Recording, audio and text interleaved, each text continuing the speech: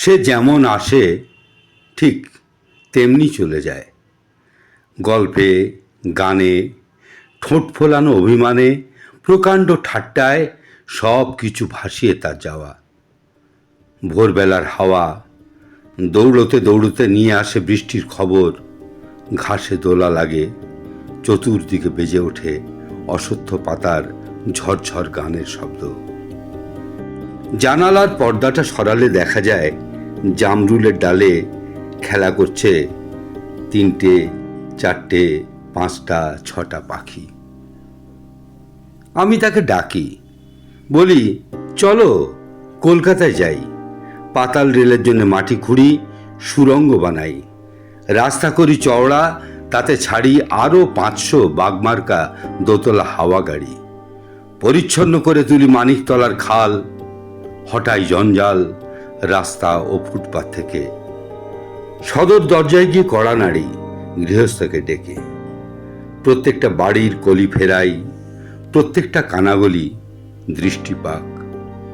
সন্ধ্যায় প্রত্যেকে তার নিজস্ব নারীর কাছে ফিরে যাক নিরুদ্বেগ শান্ত মনে। এখনো নিতান্ত অকারণে গঙ্গার কিনারে আছে দ্বিধাগ্রস্ত ভঙ্গিতে যে ঝুঁকে, চলো সেই দ্বিতীয় সেতুকে ঘাড়ে ধরে হাওড়ায় পৌঁছে দিয়ে আসি। 84-88 অবধি কি অপেক্ষা করবে? ধত্তারিকা, অদিন কি বাঁচব নাকি? স্পষ্ট করে এক্ষুনি জানিয়ে রাখি, 50 পেরুলে দেখা যায় মাথার কলকবজা গেছে খুলে, কাঠ খেয়েছে ঘুনে আর ইট খেয়েছে নোনা। তোমরা থাকো, আমি আর অপেক্ষা করব না।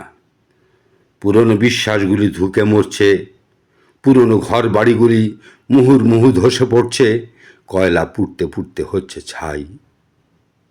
আমার যা কিছু চাই এই মুহূর্তে চাই, যেটা প্রাপ্য এক্ষুনি তা পাবো।